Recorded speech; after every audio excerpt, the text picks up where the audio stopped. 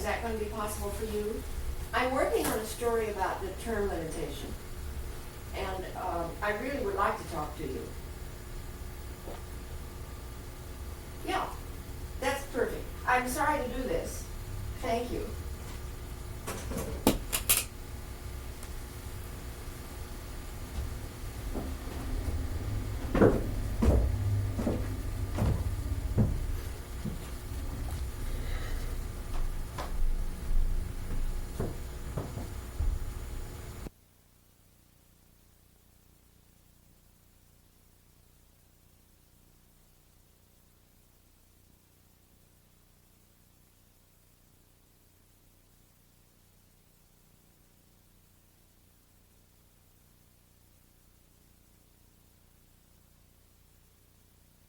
I could Later. put these down. Sure. That would be good. All right. That's good. Both of you. Okay, Are we ready? We're ready. You tell me, Keith, when you want to start. You're all set? Okay. Well, let's start from the beginning, Mary Ellen, which would be when you were born and where you were born and all the details about that. Well, that was, I'll start with the year, which is the Okay. most ominous part. 1913, Mm-hmm. April 21st, in Salt Lake City. Mm-hmm. I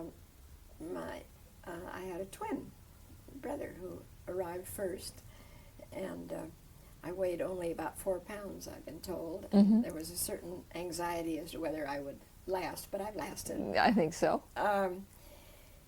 Dad was a lawyer in Salt Lake. He had come from Massachusetts and had his law at the University of Chicago and had gotten into Salt Lake and found that he liked the West very much and settled there.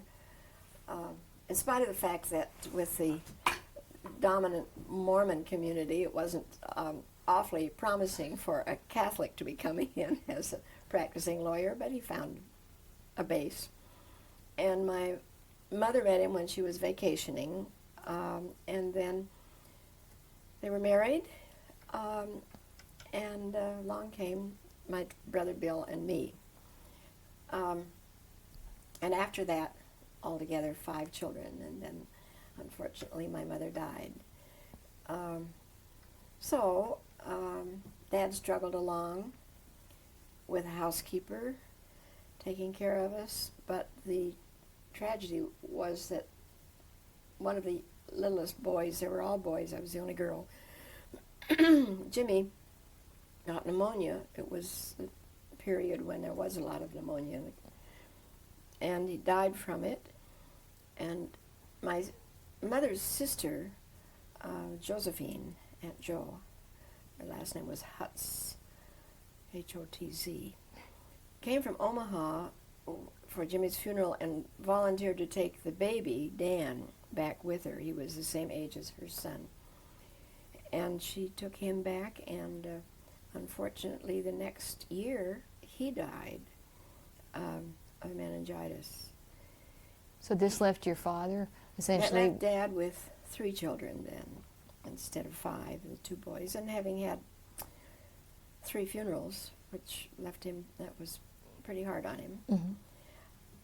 Then he was very active, of course, in Catholic things, but also in Irish things and activities. And at that time, the Irish Free State movement had won a great deal of sympathy in this country, and people were active in both raising money and rallying spirits and trying to express what Ireland was saying against England's dominance.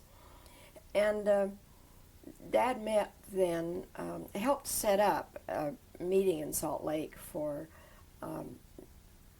Terence McSweeney's sister, I think her name was Mary, who was, McSweeney had been the mayor of, not Dublin, but Cork, and had starved himself to death for Ireland. He had was one of the very first people who ever used the refusing to eat demonstration for his cause. And she was on a fundraising trip, and with her was her secretary, Catherine Flanagan. And Dad met her, and they fell for each other and were married. And she was a very interesting woman because she had been very active in the suffragette movement, and one of those who had gone to jail after padlocking herself to the White House gates and that kind of thing. But I think she was pretty floored to find herself with 3 kids when she was trying this new experience at married life. And besides then, she had children. She had 3. And ultimately, she died too, and left Dad with a new family of 3 little kids. Plus the 2, plus you and your brother, and my brother and another brother, Jack. so there and were Bill. 3. There were 6 kids altogether. And so there were 6 altogether. Well, when Catherine died, my aunt, and my grandmother on my mother's side, my mother's mother, said, you know, you've got these 3 younger children. The youngest, Virginia, was then less than 2. And why don't we help by taking the 3 older kids, Marie's children, my mother's children, and see if they can be helped. We would, you know, ease it for you. Well, I went back with my grandmother, and my brother Bill went back to a boys' school in Dubuque, Iowa, which a relative was running, a Catholic school, and he was a priest. And Bill was always kind of rambunctious, and I'm not sure that tamed him as much as the family thought it might, but he would come over with my aunt on vacations. And I was with my grandmother and then with my aunt in Omaha. And it was, they were a wonderful family and very supportive and encouraging, that kind of thing. If you could describe for me your father at this time, how would you describe him? Oh, he was, first, he had an awfully good, lively mind. He really did. And he was impatient with trivial talk and wanted you to talk about serious things, which was a little overwhelming as a child. But dinner, though, at home always had been a very interesting time of conversation about either world events or something serious. School was permitted to talk about that, but not on a trivial basis.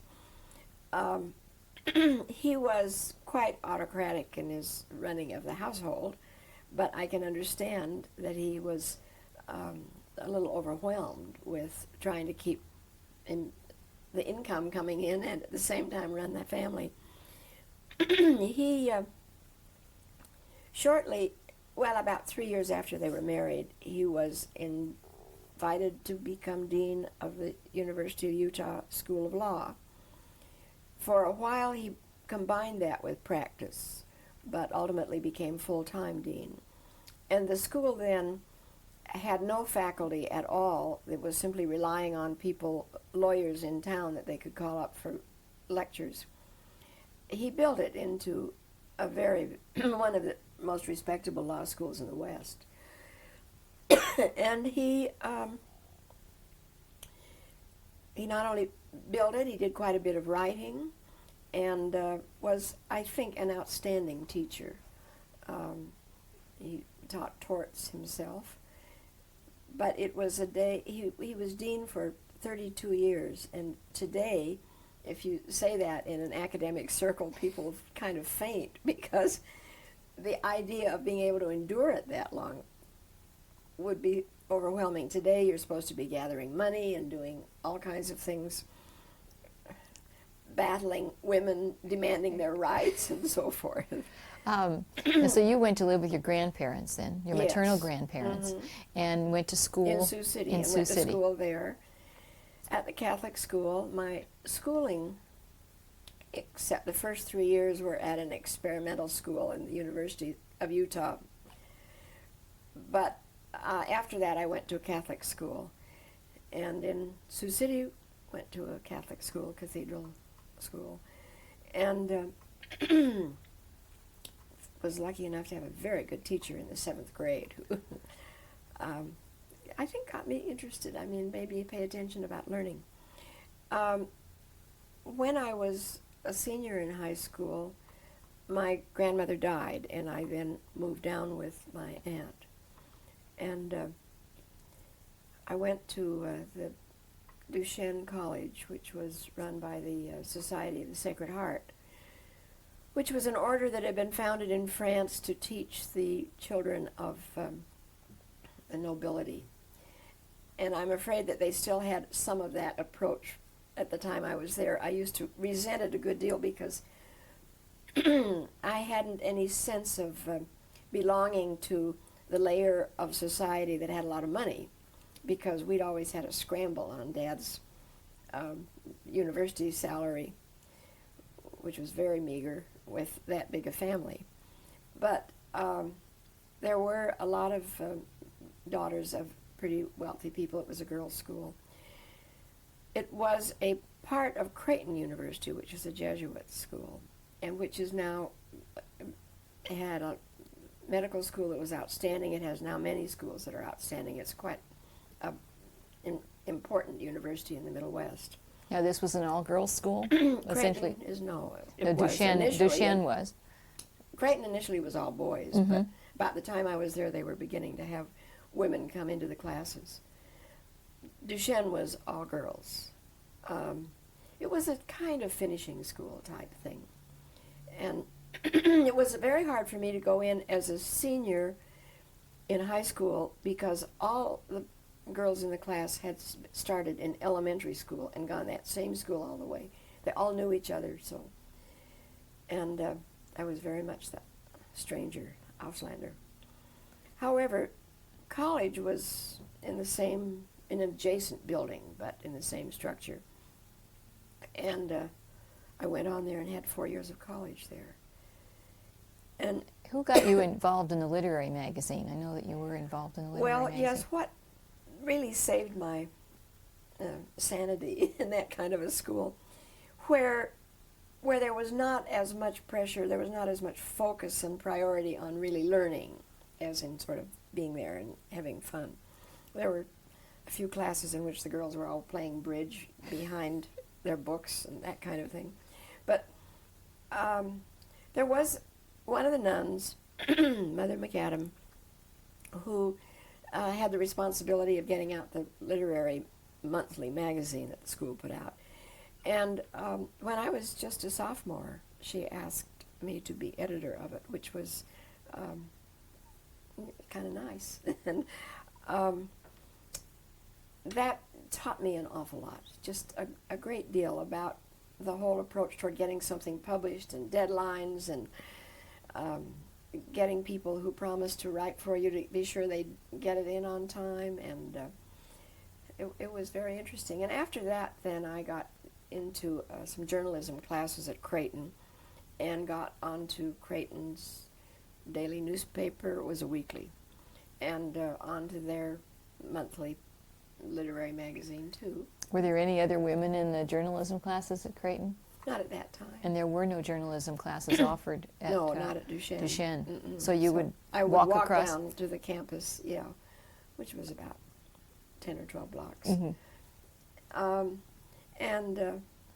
So when college ended, I'm sorry. Can I go and get a drink of water? Sure. Can you undo getting what you want? Fine, just fine. Okay, we're going. So after college and graduating from college, what happened then? Well, what was happening all over was the Depression. And I had gotten a teacher's credential because that's what you were expected to do. And everybody in the family was expecting me to apply someplace for teaching. But my father wisely thought that I could stand a little bit more education. And he suggested that I apply for, and I did, a scholarship at Stanford. So that's how I came west. Came west again, having, of course, considered Utah pretty much west. But I had this scholarship, and that was a big help. Now, how long had there been women on the Stanford campus at the time you applied? Do you know? Well, a few years, but not many. A couple of years before that, I did try to find out and get dates, but nobody in the newsroom could tell me. I went there in 34, which is fall of 34. I graduated in June. And that year they, for the first time, had 700 women. I then assume they started with 500 women, and I think that that was about 3 years or 4 years before, something like that. Mm-hmm. But probably related to the Depression, too, I would think maybe. At any rate, having come out there then, and I got a room at a professor's house, and some other students came out, and it kind of, by chance, the two sisters from Iowa, who became very close friends, and one of them, Mary Wood, now Mary Lawrence, has been one of my lifelong friends, very close to me. She married somebody at Stanford and went back to Williams, where he was head of the philosophy department. I just loved Stanford, and it was very exciting for me to be in an atmosphere where there really was so much interest in learning. And you were an English major now, or you were yes. studying English. Was that easy for you? Had that been your undergraduate work? It was difficult for me because I had so concentrated on... Shirley, why don't you answer it? Excuse me. Stanford, and we're back at Stanford, you studying English. Yes. Oh, and it was difficult because... Oh, I'll be damned. Okay, let's try again. All right. So you're at Stanford. My problem at Stanford was that I had specialized in writing classes and doing everything that I could about that aspect of English literature, and I was way behind in my reading. So I had kind of a scramble, and actually I had to have another semester just to kind of get myself there. And I'm still embarrassed about not having as good a classical background as I should have. Not in the class at all with my friend Mary Lawrence, who has taught English literature, and overwhelms me with how much she knows. I wanted to go back to Sioux City a minute, talking about your grandfather. You told me that there had been a woman at the Sioux City paper that you'd met and had been influenced by, you felt, in a way. It was kind of my introduction, anyway, to the possibility of reporting. Living with my grandparents and loving them both, but being particularly intrigued by my grandfather. And after school, I would go down to his insurance office and be allowed to use a typewriter and so forth, and stay there and then go home with him for dinner. And that intrigued me much more than the idea of going home and helping cook dinner or something. And my grandfather was a wonderful man and a great companion. Well, then he told me about, when I began talking about wanting to do writing and so forth, about a woman on the Sioux City Tribune who was covering the courts and doing, as he put it, just as good a job as a man. And he introduced me to her, and she said, "Would you like to come along with me on Saturday? I'm going to be covering the county fair," or something like that. I thought that was the most exciting day I'd ever had in my life. And found her able to go and just question anybody that she wanted to about things and taking notes. And it did open my eyes to the possibility of a career. And I don't know that I consciously at that time said I'm going to be a reporter, but I remembered it as an experience. And then step by step things kind of led me. But while at Stanford, that I didn't take journalism, wasn't interested in it. I felt very strongly that I needed to do much more reading and improve any aspirations about writing in that direction. Then, as I was about to get my master's degree and move on, I began looking for jobs in San Francisco.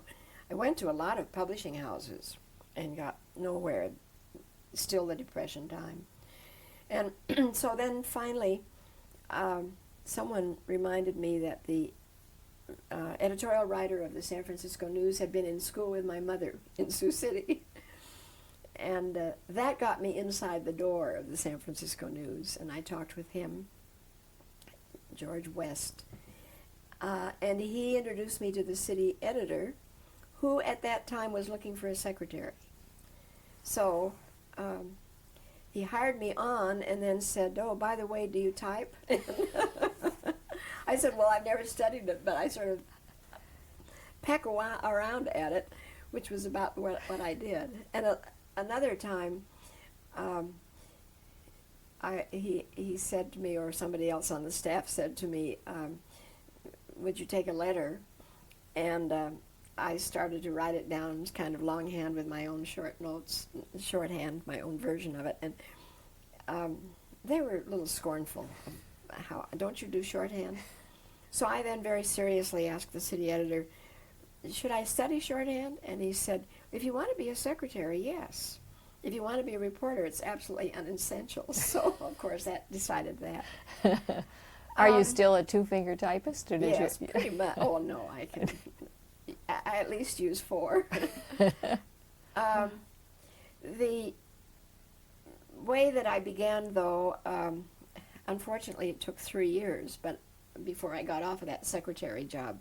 But it was a wonderful way to break into the paper and learn how things operated. My desk formed part of what the city editor sat on one side and the assistant city editor across from him, and the suburban editor sat at my right, and so the 4 desks came together. I kept all the scheduling for them and all the press release things that were in advances that they should know about another week or another month, and handled an awful lot of the phone calls that came in, and altogether learned how they were thinking about what was a story and what should be done. And then while I was still there, I got my first breaks to do some stories. What was your responsibility for clipping and filing? Oh, yes, indeed. I started. I think that was a disaster because it made me think this was important, and I've done it the rest of my life, keeping too many clippings.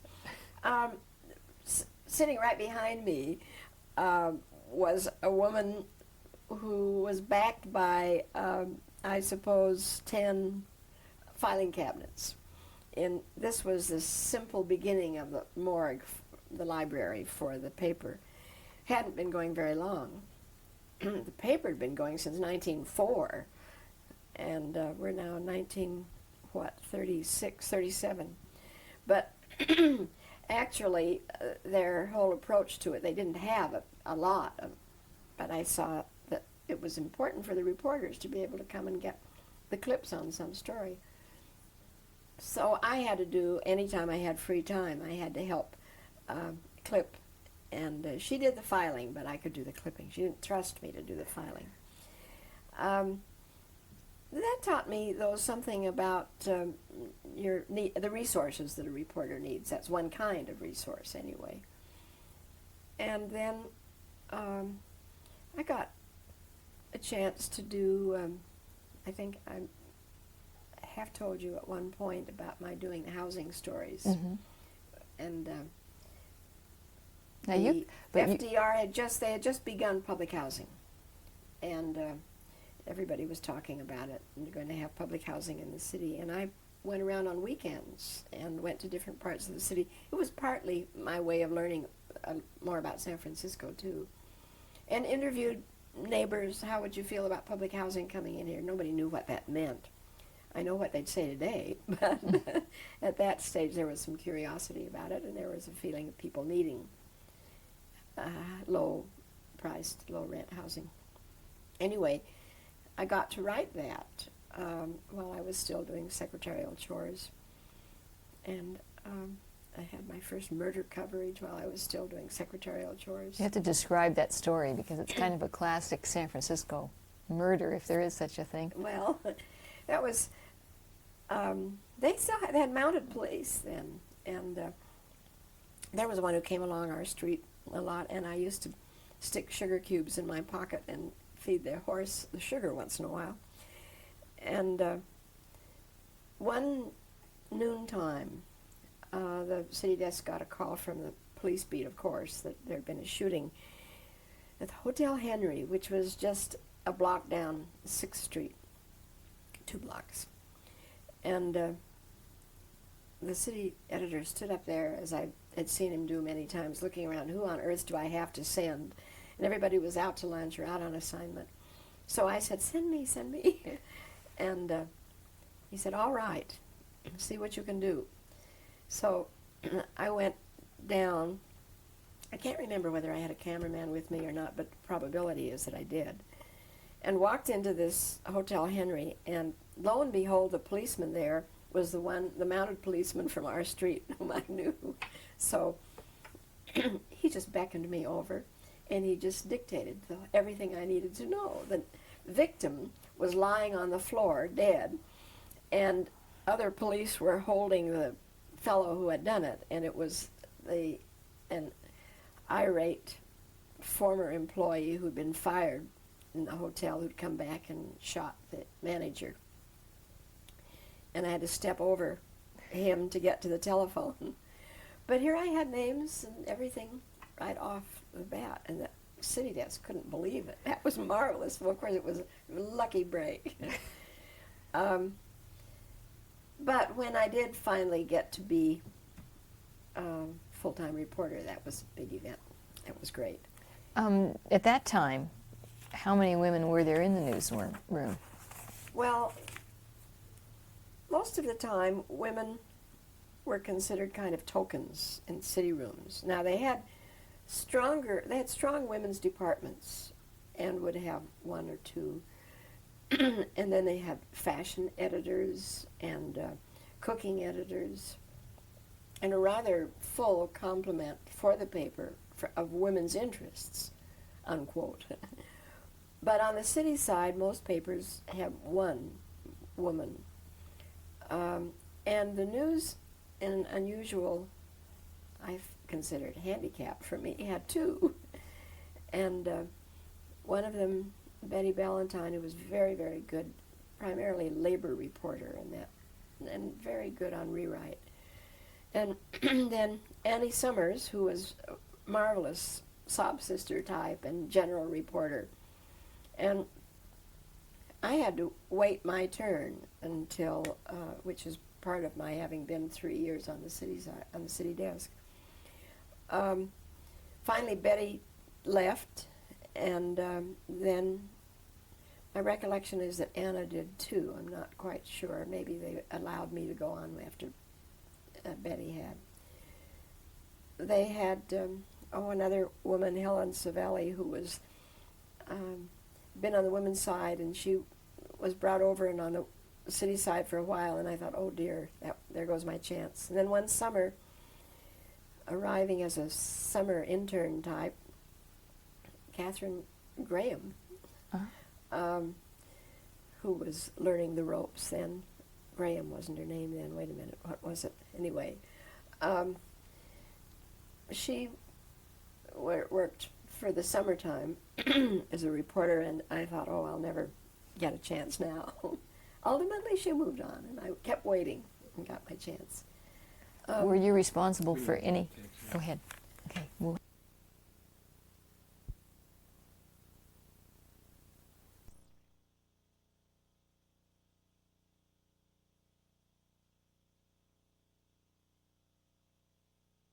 Lucky enough to have some left, I think.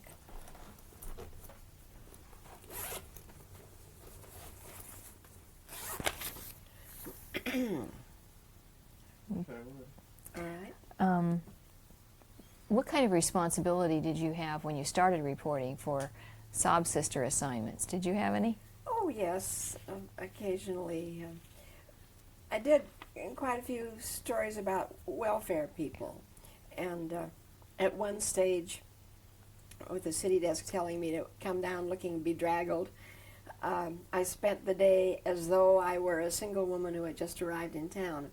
Where did you go? How did you find out to get a meal? How did you find out to get a place to sleep? And so forth. It was kind of funny. I wore my old uniform with the hem coming out of it from college. Uniform because you'd done What kind of work in college then? What was No, that, that was uniform? a school Your uniform. school uniform, My okay. school uniform, which was initially not so bad looking, but it was a kind of jumper type. But by now it was quite bedraggled. And I pinned some money in a handkerchief to my underpants, thinking in an emergency I may need something. But the trouble was that I looked so disreputable I couldn't go into any proper place to get at them. So the money didn't do me any good. But I started out asking a policeman, is there any place I can get some meal, something to eat in the morning?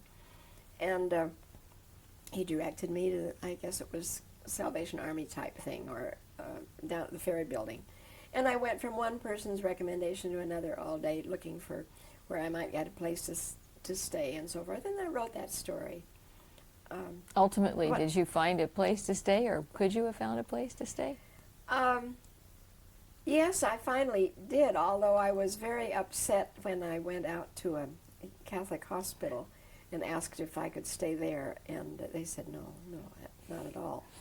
And I thought, I'm going to hate having to write the story that the Catholics turned me down. So as I was walking away, I said, well, I guess I don't know where I'll sleep tonight. And so the nun said, come back here. And so questioning me further, and said, if you haven't got someplace by 6 o'clock tonight, come on out. So when I got back to the office, I called them and told them I had a place, of course. And it seems to me, as I recall it, that I did find someplace who said, yes, we give you a bunk. But there were not very many places then where just a stray could find to live. And I spent several times hours in the waiting room with welfare people looking to ask for a handout for money. It was in the days of all of those government agency things, WPA, SRA, and so on and so forth, which I knew a little about because when I was at Stanford, I'd been on NYA, National Youth Administration, in which you got $20 a month for I don't know how many hours work, typing for somebody on the campus. After that, the news had quite a campaign going on the school board having secret meetings, and they've been covering them, and I was assigned to the school board for a while, and that was interesting. I used to write stories about how many minutes, how long they met in secret, and then they would come out in very brief meetings, public meetings, go whipping through the calendar, absolutely unintelligibly, just saying, voting on item number so-and-so, and of course you were not necessarily supposed to know what they were doing. I can say that secrecy in public government meetings has changed a good deal. I mean, there still is a lot, but in those days there was a kind of a defiant attitude that reporters don't need to know this. In fact, at one point the youth administration, whatever it was, the name of the juvenile committee, maybe juvenile justice, something, which was part of city government, met for lunch. And it was a time when the news was campaigning for some improvement in the way juveniles were handled. And they were in a dreadful building and put in cells and very little recreation space or time, and it was really wretched. And I went to the restaurant where they were meeting in an upstairs kind of private room, and they said, what are you doing here? And I said, well, I'm just going to cover your meeting. You can't do that. And so effectively threw me out. And today you'd write that. In those days, and how much other reporters felt, you wrote the essence of what the story was that you were trying to get. So all I did was try to phone various members afterwards and find out what they had done, and just reported that instead of. I never wanted myself to be figuring in the story, and how much that was trying not to call attention to myself as a woman, and how much it was feeling that the reporter was there to get what was going on and not to be an actor himself, which I remember when Earl Warren's, when I was writing politics, Earl Warren had a health insurance proposal, which was very far advanced for that time, wanting the state to go in and have a health insurance program for which everyone could be eligible. The first disclosure of the details of his program was to be at a meeting of a committee of the Commonwealth Club. And all the reporters, the political writers, were there, knew about it, and were eager to hear this. And I was there. And the secretary to the Commonwealth Club motioned me outside of the room and said, "I'm sorry, but we can't allow a woman here." And that was one of the most outrageous kinds of things, because here, the other reporters were allowed to stay, and I was evicted. And I said, "Then you bring my raincoat and my report, my press notes and everything else out for me. I won't go back in." What But reason did they give for you not being able to stay? simply, they didn't allow women in their committee meetings, period. No women were allowed. Did you write that? No, I wish I had. But no, I felt that it was my duty to find out what was in that bill, which I did by calling other members of the committee, and wrote about it then, and did not write about myself having been thrown out. I was not prepared to see myself as a pioneer doing something unusual. I was going to just prepared to be as good a reporter as I could and find out the news any way I had to, and tell it, and that was it. I certainly was not then, and I think never have felt myself part of a new wave of women activists in the cause of women. And I am, to some extent, a little bit embarrassed almost about acknowledging that. I didn't realize quite what was happening.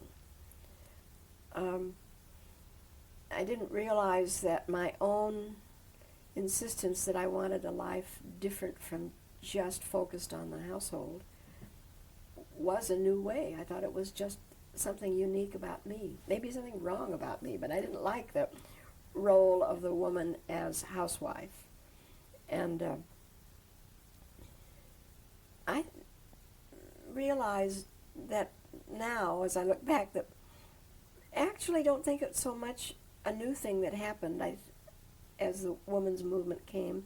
I think it built on what women had been doing before. Women had been going to college and getting college educated, and I discovered early when I was with my aunt that she and many of her friends formed study clubs so that they could take one topic and study it for a year or several months. And they were insistent on keeping some education going. And then I discovered how very much volunteer work women were doing that was extremely helpful to society in all ways. Women in San Francisco, I met Alice Griffith, who was a marvelous leader of those who wanted better standards as houses were built after the earthquake, and saw that they were being built too close to the property line and without enough light. And she went with her tape measure and notebook, and getting her facts of what was going on, went to City Hall and raised Cain about the city permitting housing construction, which was going to be unhealthy and certainly not good living, and managed to get through some restraints on the first kinds of things that the city did pass. So much window space per square footage and that kind of thing.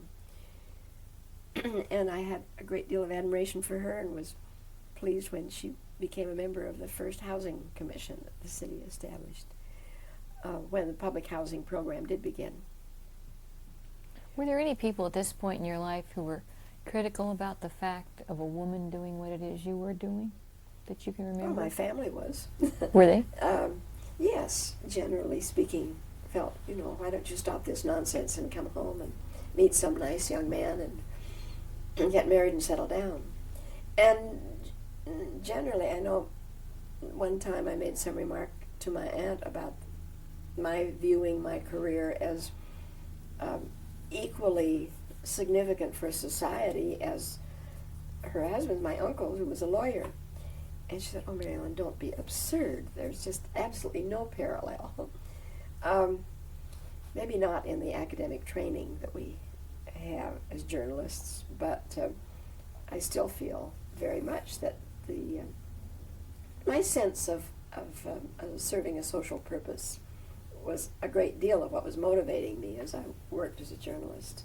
My feeling that for people to know what was going on, not only about government, but also about social conditions, about crime,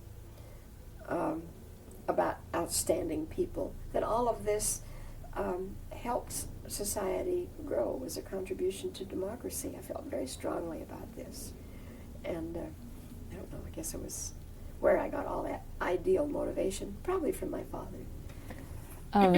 Let's go back now to the 1940s and World War II. Yes. And how did the events of World War II affect you as a journalist in a newsroom?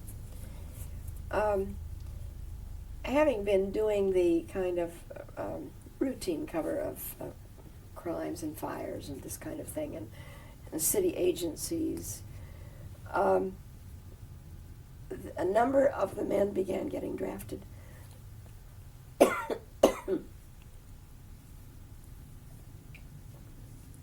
And I'll take out a little of this.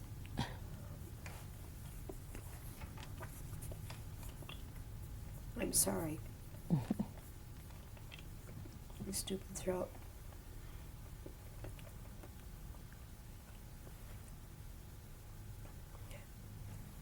So if we go back now to Yes. the newsroom, what was happening in the newsroom? The staff was shrinking, and the political editor, Brooke Clyde, went off to join the information service for the government, and we went for a while without any political editor. There was a proliferation of government agencies as the war began, War Manpower and OPA, Office of Price Administration, and so forth. And I was assigned primarily to OPA, but I began building a beat with all of the different agencies, and discovered that there was always a story in what they were planning as a result of the war. Not just how much butter you were going to be allowed or how much gas. All of those were terribly critical domestic stories. But a good deal about manpower and employment and so forth. All kinds of agencies being set up or volunteer bureaus to try to find somebody to work in jobs that were necessary. Cold storage places and other things in the city because they didn't have manpower. They'd gone off. I started to build a beat out of the war agencies, and was doing that at the time that the call came in from a meeting of editors of Scripps Howard. A call came into the city desk. I was out on a story, and when I phoned in, they said, by the way, he said, "See me when you come in," Dick Chase. So I came in thinking, now what have I done? And he said, "I just got a call from Frank Clairvaux, the editor, who's back at this editors meeting, and you're to be assigned to cover politics." Wow.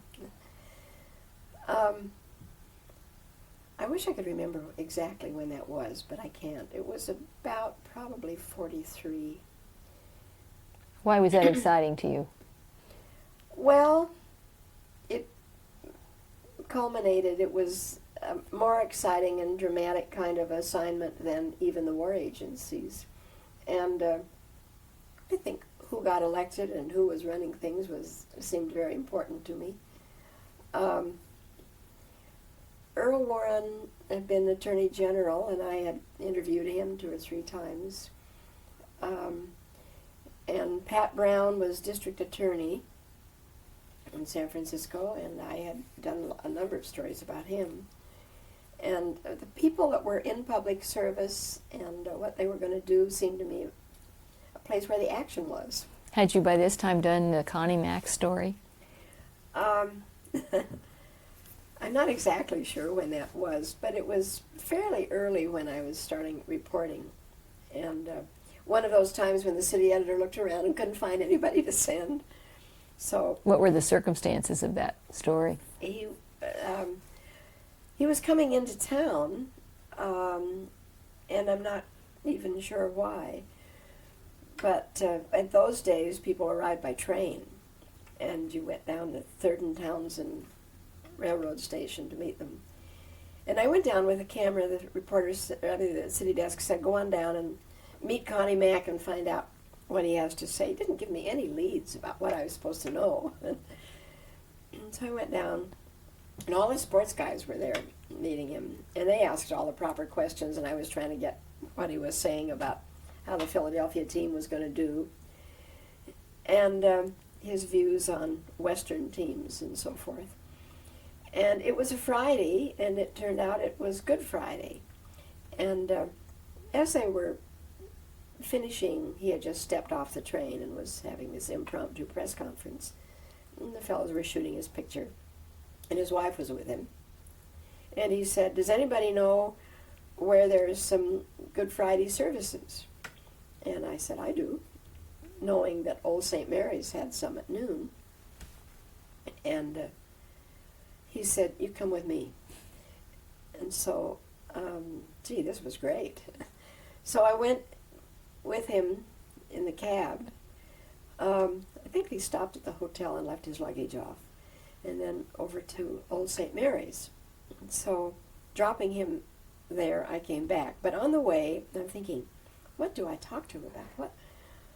I made some efforts, but knew nothing really about baseball. But I looked at his hands, and all of the knuckles were broken and enlarged.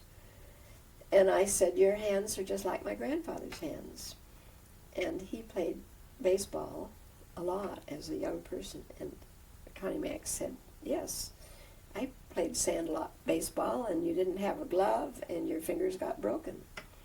And he began talking about those early days in his life when he first got into baseball.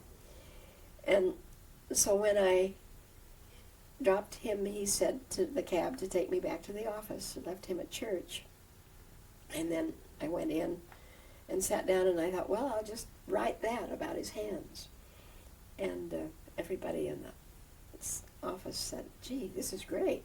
And that was my first byline on page 1. And I was really delighted with it. And you build a story out of what you know, what you see that recalls something or connects up with something in your own life.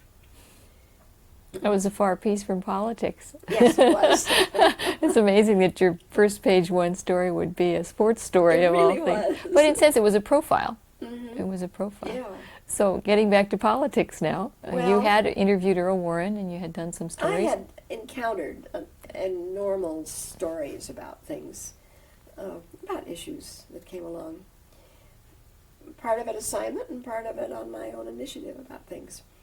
Well, I didn't know how to go about this, and one of the things my clipping service stuff experienced, I began very carefully clipping the stories of the other political reporters to see how they did it, keeping a file of those. But there was a columnist on the paper, Art Kaler, who I came to share an office with, and he was quite an orderly, meticulous person, and my desk was a great scourge to his life, I think. But he said, "Look, you're going up against people who are reporting in the legislature who have been doing it for years. The Chronicle reporter, Earl Behrens, had been covering since after World War One. The Examiner reporter had been there for 12 years. The Sacramento Bee reporter had been there 9 years. He said, you can't cope, you can't meet their experience. So all that you can do, just take your own new, fresh eye and write what you see. Just write it as you see it and experience it, which was great advice. And, I began writing what color the drapes were in the Senate room. So did you move to Sacramento I at that point? had to go up and stay there for several months at a time. The legislature at first only met every 2 years, and it wound up with you being up there about 6 months at a time. I had an apartment in San Francisco and kept that, of course, but would go up and then come home on weekends. Where did you stay in Sacramento? At the Senator Hotel. If you could describe describe the atmosphere at the Senator and in the Capitol at that time. I would often go up on the train, and San Francisco's official lobbyist, Al Skelly, I would sometimes go up and encounter him, and we'd have maybe some breakfast on the train or something going up. That was a nice way to travel. And the state legislator from one of the legislators, Tommy Maloney, would always offer to drive me up or drive me back on Fridays. He'd been a strong labor advocate and had been a senator and now was a legislator, assemblyman. And he was a wonderful person because he would really try to help me understand the background and tell me a lot about what was going on, what had gone on in the past, what the place was like. Earl Warren was governor, and when we had press conferences with him, he sat at a large desk, and there were about 12 of us sitting around, and that was the whole media presence. How many women were in the group? I was the only one. The only other woman when I started out was a reporter for the People's Daily World, and she was great, but she was pretty much ostracized, certainly by people in government. But Mary Lindsay, she was a dedicated, earnest reporter, and happened to feel very strongly about the Communist Party standards. Don't know what she'd be saying today. She rarely went to the governor's press conferences, and I've never known whether that was their not inviting her or never understood that. What was Earl Warren's attitude toward the press and relationship with the press during that time? Relatively open, and I think the press was pretty sympathetic with him. Of course, the Oakland Tribune and Joe Nolan, then editor, had given him his big push, so he couldn't help but feel sympathetic too. And the papers were so strongly Republican that I'm sure he felt they were allies. The LA Times and the Tribune and the Chronicle, kind of a triumvirate of Republican power. And they were very not only supportive, but I think they played to each other's advantages. He used them and they used him. But the Republican Party under him had to fend off the ultra-conservative wing, which every once in a while would get expressed in the LA Times and somewhat the Chronicle too. The legislative atmosphere was strange because that was a time when the legislators were paid $100 a month. And there were fellows up from Los Angeles who I think really needed lobby money to live. And you would see them walk into a restaurant and kind of stand and look around and wait until somebody invited them to come over and sit down and have a meal. It was that blatant in those days. Different proportion from today's influence, but pretty raw.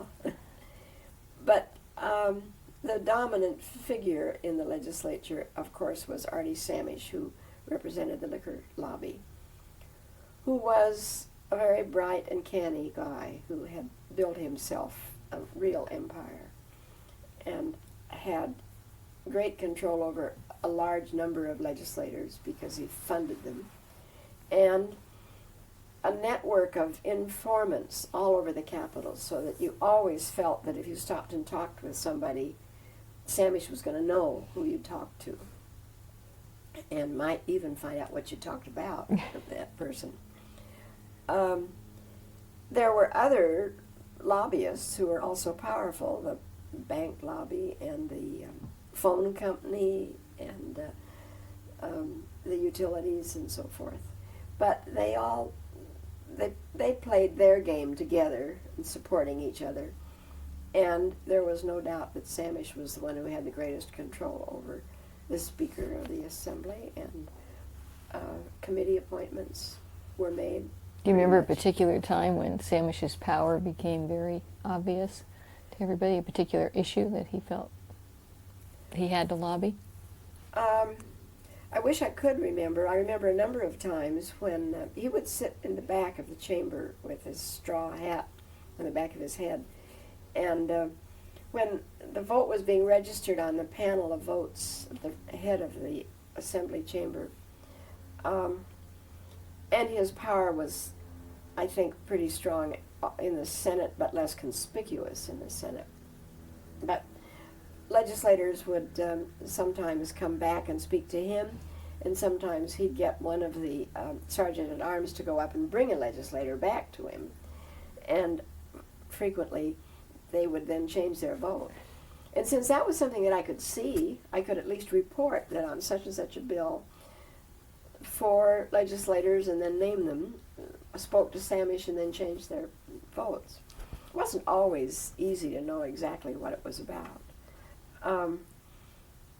I remember various efforts to create the powers of full police powers to people who were working in the Alcohol Beverage Control Agency.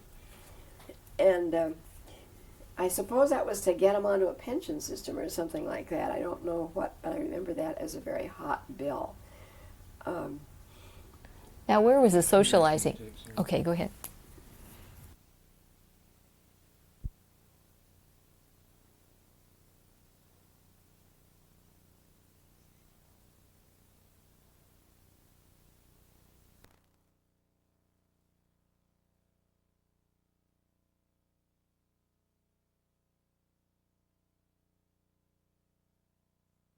I have some strong say on the redistricting here, so that, and it will help the Republicans.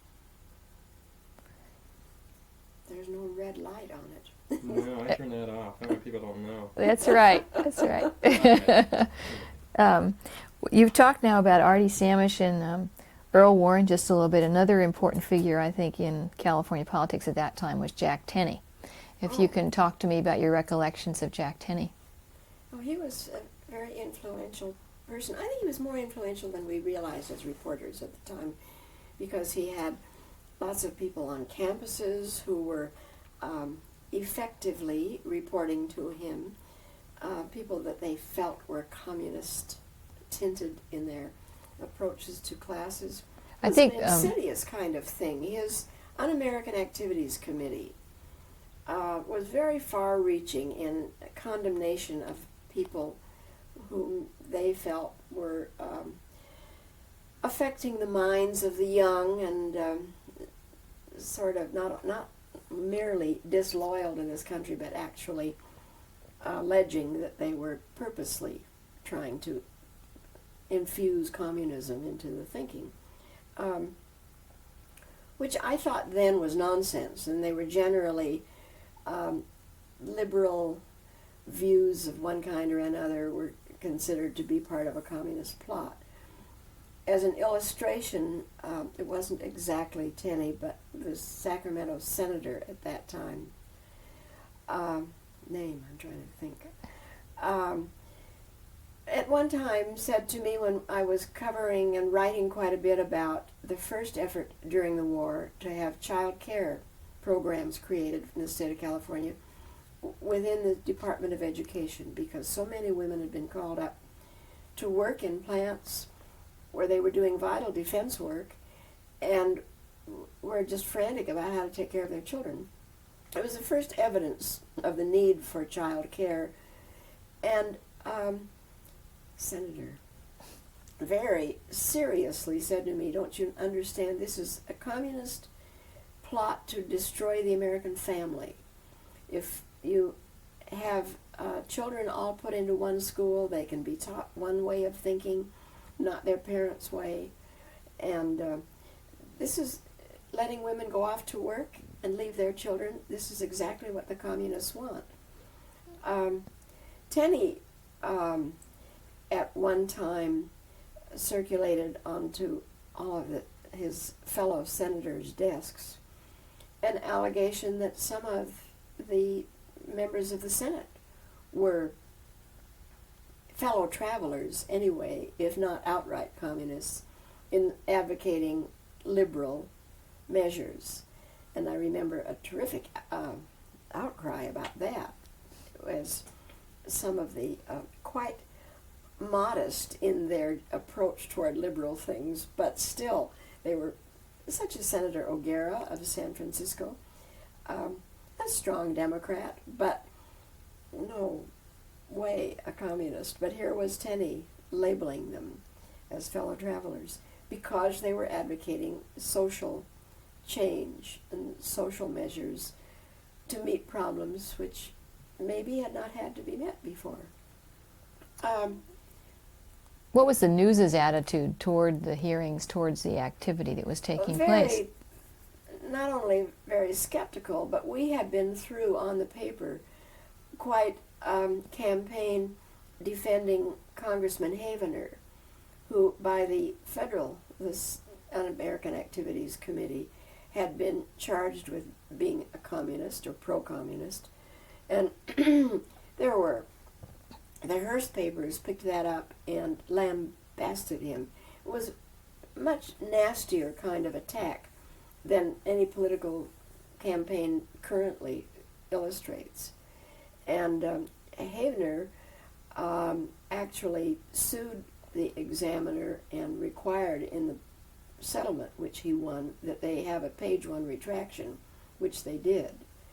And the news had been sufficiently sympathetic and championing him in this fight that he called us, and I went down and met him one evening at Jack's upstairs in one of the upstairs dining rooms, where he told me that the Examiner was paying him, I can't remember the sum, and that it would be on page 1, their retraction.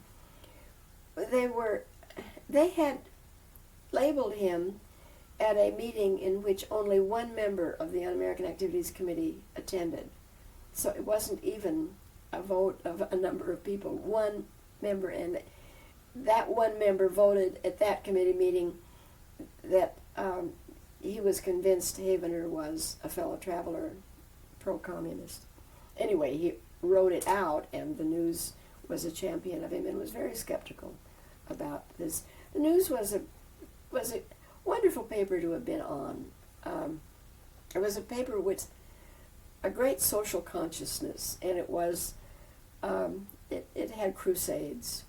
And what are some of the ones that you would remember that you were involved in? Particularly working a lot on, I mentioned being interested in juvenile hall problems. And there was a move at that time then for the first time to set up the Youth Authority, which the Carl Holton, who had been juvenile director in Los Angeles championed this idea, and the news came along and supported it very strongly. The idea of having moving people under 21 out of state prisons and into separate youth institutions. With the hope was, and I have never seen a real thorough analysis of how much good it did, but I'm sure it did some good. Setting them up where they would have more counseling and more job direction and that kind of thing. Well, now some people would say that the job of a newspaper is not to crusade on issues, just to report on issues. How did that fit with your understanding of what you were doing? When you discover what you would determine is a social need, not everybody might agree. I feel it's legitimate, and besides I feel it makes much more interesting, lively papers. But the strong feeling about the good of the community and getting in there and fighting for it, I think is good journalism. The identification with causes, not necessarily political, not necessarily always being pro-Republican or pro-Democratic, but things today, mental health is very much ignored in political circles and hurt in budget cuts. I would love to see a local paper make a real crusade restoring support for mental health, which locally, how to fund it, well, that's something to be worked out. But I mean, see it as a major issue, and I think it relates to homelessness and a lot of other things. You think yes, there's... I believe in crusading journalism, I'm afraid. You feel you were a part of that in some way? Yes, I think I was. And we had the remarkable position of being against the death penalty on the news. And I think I definitely was a part of that position because at the time that Chessman's execution was imminent, and the whole world, it's difficult to recall now, but the whole world was at that time very much aghast at the idea that the state was going to execute someone who had not killed. He had raped and the victim, and he had stolen from a lot of people. But this particular case, the red light bandit, but he was also a rapist, and one of the victims was so distraught over this that she was in the mental hospital as a result. Well, his execution was going forward, and with everybody begging for his life and making page one banner lines out of it day after day, I discovered that the news was carrying little tiny items about Joe Blow was executed today at San Quentin. And it struck me as odd that one man's life, Chessman's, was so valuable, and the other man's life hardly worth more than about 3 lines in the paper. So I got interested in the death penalty and did quite a lot of, the paper encouraged me to go ahead and spent quite a lot of time over at San Quentin going over records. And I didn't have much research background, but I sort of made my own sketch of what I was looking for about education background and state where they came from and so forth. I found that most of the people were white who were on death row then. I think there were only 37. But a rather high proportion of them came from Texas or Oklahoma. And then as I followed some of the cases that were on appeal, just at the last, it struck me that the whole thing was quite accidental, who got death and who got a life sentence. And sometimes 2 people involved in the same crime got different. And I just wrote about it and wrote about different cases and followed cases that came up. And I think I mentioned to you the man who had shot his wife in the church basement and he was an alcoholic, a known alcoholic in his community and family. And whatever the irritation of the moment was, I don't know, but he had followed her to church, and she was doing something for a benefit, and he shot her and was ultimately executed. I wrote a good deal about the case because it was so clear that he had been intoxicated at the time, and the question of his deliberation was challenged by his attorney. And I think I told you that his daughter called me that night and said, the only respect that her father had ever had in his life, because he'd been an alcoholic all of his life and just really not responsible, had been through in those last days when I was writing about him. That was a very emotional kind of thing for me. But it was interesting, in his own community, Ventura, another man killed his wife also as deliberately going to where she was and shooting her. And he didn't get the death penalty. It was as though the community had felt that they've done that. They've exorcised that devil, and so they don't have to take his life. But it was an example to me of how just chancy it is and uncertain. And I feel that it hurts our society rather than helps it. Of course, I was talking not so long ago with somebody who shared my views and goes way back into it. He said, "We certainly have gained a lot, haven't we? Public opinion has grown stronger and stronger in support of the death penalty." So that's not a fight that's going to be won very soon. Let's go back to the mid-40s. You're in Sacramento, and someone mentioned to you something about a Neiman Fellowship. It might be a good idea. Well, one of the men on the news had one, Bob Elliott, who had written a good deal about the industrial change in California with which the war brought. And he'd written a lot about Henry Kaiser and the shipbuilding. And when he was back there, he suggested my name and suggested that I apply. And I did, and didn't get it. And he urged me to apply again. And I did again the second time. And that time I was lucky enough to be included.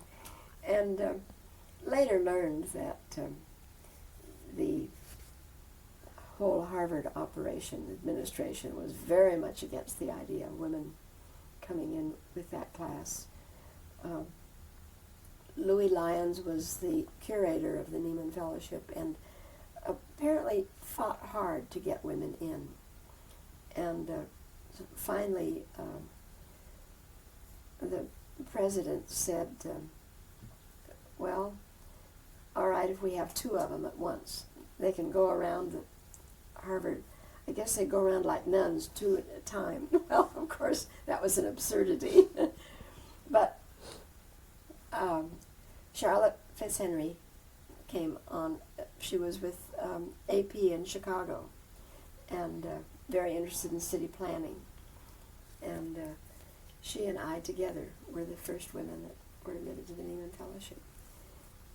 And when they would have, we had a couple of times a week special sessions where people from different departments at Harvard would come and talk to us.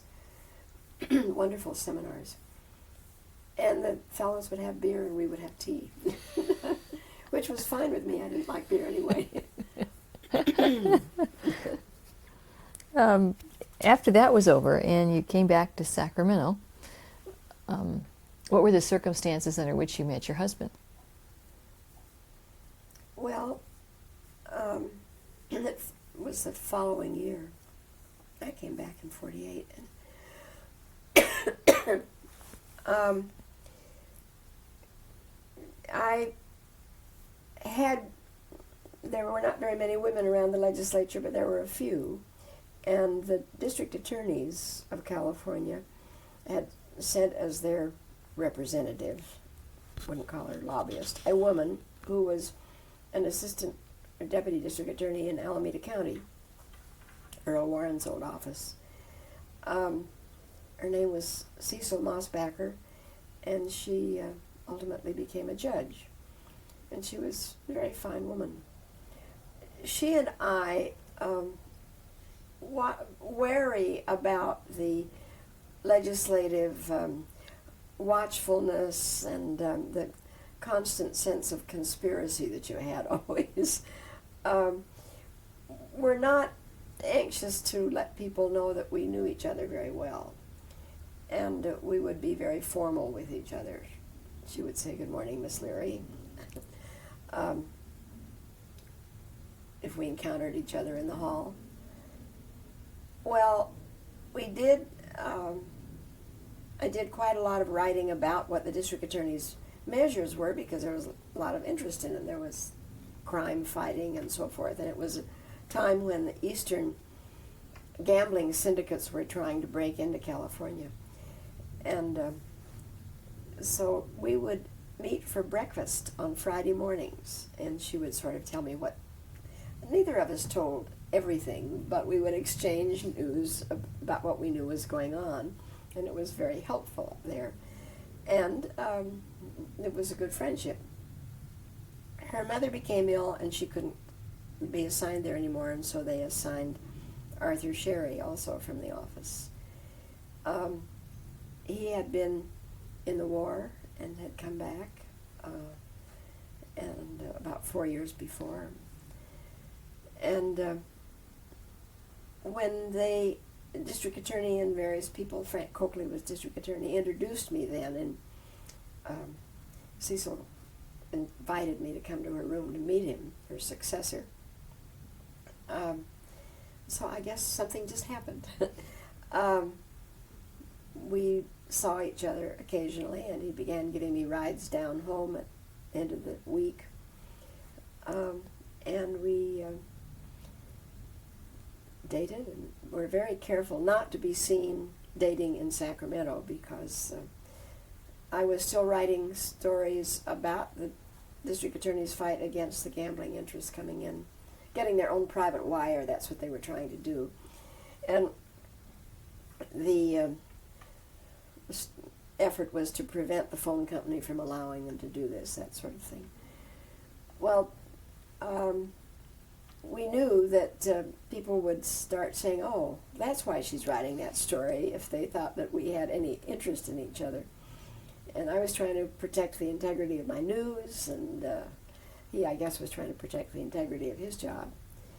So we were very careful about being seen together. And he had an assistant up there who often was with us if we were having dinner. And ultimately, we did become engaged, with him understanding that I would not be able to leave reporting, that my whole life was so accustomed to doing this that I would find it very hard. Even after I'd met his two daughters and knew some of the circumstances of his wife having died 4 years before, I felt that I was not temperamentally equipped to move out of the reporting world and into the domestic world totally. And I was lucky that he had seen my work and respected it enough to say that was fine with him. In our generation, that was a little unusual to start right out knowing that as I would try to manage the home and run it and be helpful with the girls, but I wasn't going to stay home and be mother all the time. So we got a housekeeper who fortunately taught me a lot about running a house. And then it worked out. It worked somehow. After your daughter was born, which would have been how 3 many? years 3 years later. Mm-hmm. And you eventually moved into this house. Yes. How did you manage the responsibilities of being a reporter and being a mother and being a wife? Well, fortunately, the Guild contract at that time was, I think, fairly generous as I look at it now. I had a 6-month leave with a guarantee of my job back. And we had had a housekeeper before, this wonderful woman who taught me so much, but she didn't want to deal with a baby, so I had to start finding someone new, and did. And wasn't always satisfied with the arrangement, but we had a live-in housekeeper at the time. So that by the time my daughter was 6 months, I sort of tore myself away and managed. I managed hours enough so that I was able to be here a couple of mornings up until 10 or nap time or something anyway with her. Worked it out. It's a juggling job. I was thinking this morning, anticipating your coming, as I was cleaning up the kitchen from having party guests for dinner last night. I was thinking, seems to me I've always been in a scramble trying to get a story finished while something domestic was demanding me. And even now I'm recognizing that there's a story due tomorrow noon about the legislative term limitations, and I've got most of my interviewing done, but I haven't gotten it written yet, and I'll get that done. But this juggling of when you can work and when you can, and how much domestic life you can have. I'm terribly conscious of the fact that I wasn't as good a wife as I should have been. Didn't pay enough attention to a lot of the things that I see other women do, such as keep their photographs in nice orderly form and know exactly where they are. But I did manage to keep the family with a sense of love among our members, and managed enough so that when Arthur's mother had a stroke, she was here in the house with us for 5 years with, first of all, a companion type help, and then gradually professional nurses. And I've always been pleased we were able to do that. At what point did you leave the news then? After about less than a year after Ginny, I discovered that the political meetings may be turned off. We want to stop. I discovered I stopped doing political writing and went in and said I need to, because there are too many political meetings on weekends and nights, and while I managed that before, but with the baby I didn't want to. So I shifted then and became kind of specialist in city urban development and that kind of thing. And I had a lot of fun with those stories. I got very interested in the redevelopment era was coming along in the 50s. Ginny was born in 52.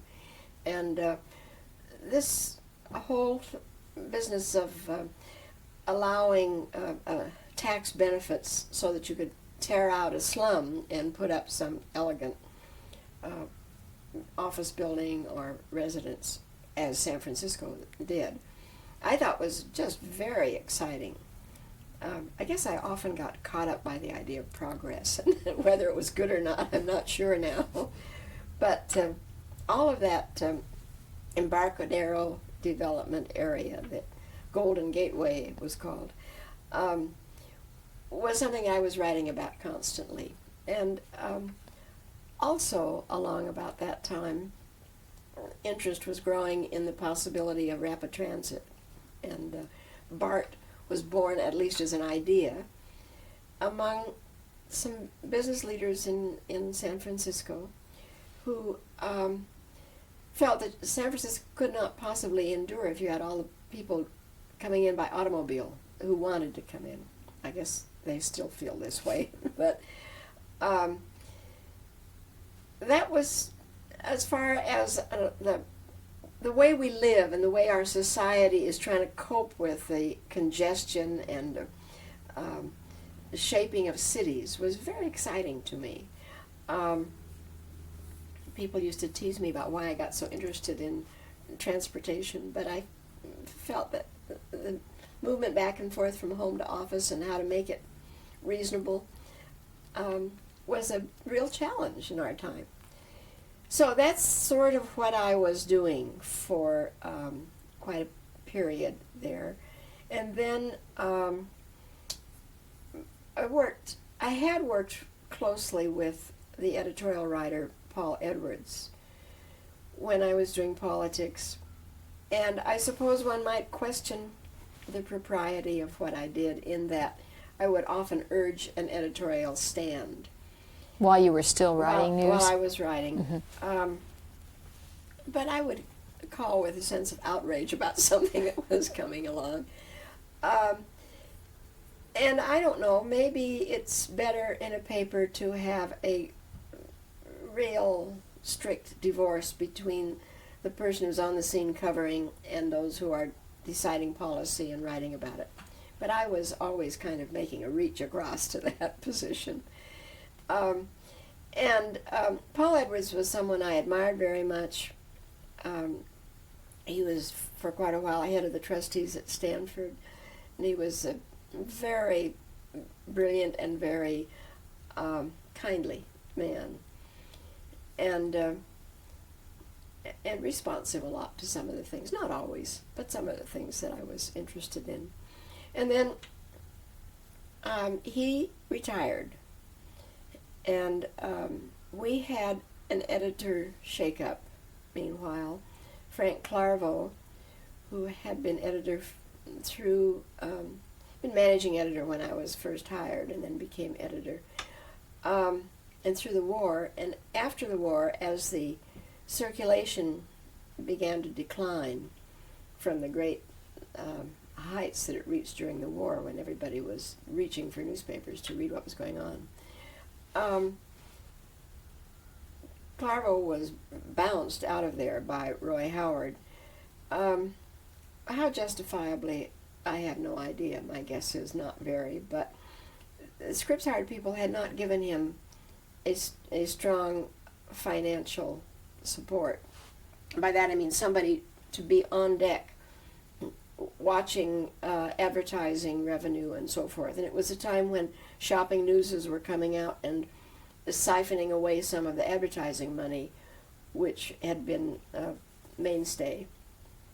So it was a perilous time for a daily paper, and you had the four papers in San Francisco fighting each other for advertising.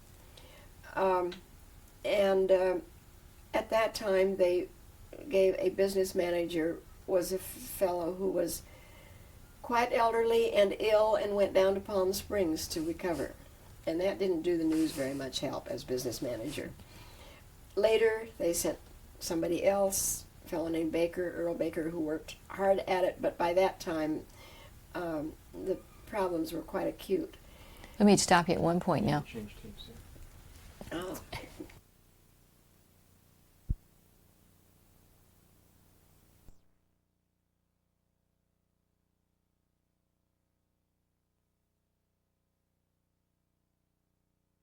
Things at your desk in there, okay, All about right. the reporting and other things like that, because they'll be Okay. there doing All it, right, and fine. it'll be good.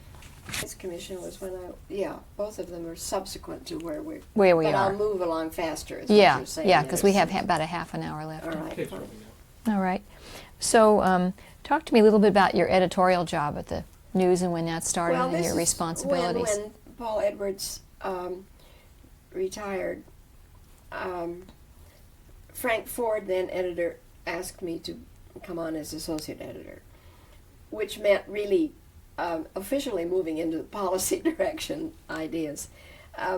Jack Castell, who was a much more facile, speedy writer than I, was already doing some editorial writing, and he remained doing that. And so we worked as a team, kind of. Now, I wrote some editorials too, but I was not nearly as gifted a speedy writer as he. And for, I guess, 2 or 3 years there, I was associate editor with him. And that was interesting because with a new editor in the paper who didn't know much about the community, it was a case of also trying to educate him as to who was at City Hall and what was going on, that sort of thing. Actually, I think George Christopher was mayor through some of this period. The papers had merged, the Call and the News, in this period I'm talking about prior to it. And that was the first move where Hearst and the Scripps Howard joined. And ultimately, of course, what happened is that Hearst bought out Scripps Howard totally and made the arrangement by which the same business management would run both the Hearst paper and the Chronicle, eliminating the News. And some of the news people went to work for the Examiner, the Hearst paper, and some went off in other directions. At that time, Scripps Howard said that I could be West Coast correspondent, which I then was for 3 years.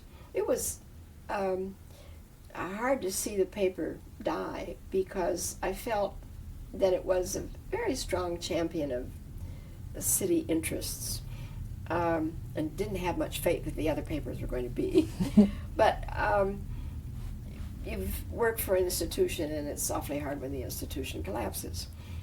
However, I had to learn a new perspective to try to write stories of national interest. Scripps Howard has, out of Washington, a wire service, which is a syndicate that they feed, and I see many of their stories now carried locally. I was writing at a time, though, when the Scripps Howard papers were very parochial. They were terribly interested in their own community and not much in the West Coast. And I really think that California as a news item has grown in the last 10, 15 years, as it wasn't in the 1960s. But I had some fairly good assignments and good times with that three years that I had this. Didn't you? One of them was going up to Alaska, and a year after statehood. And that was a great adventure. I enjoyed that very much. And did stories that were carried well.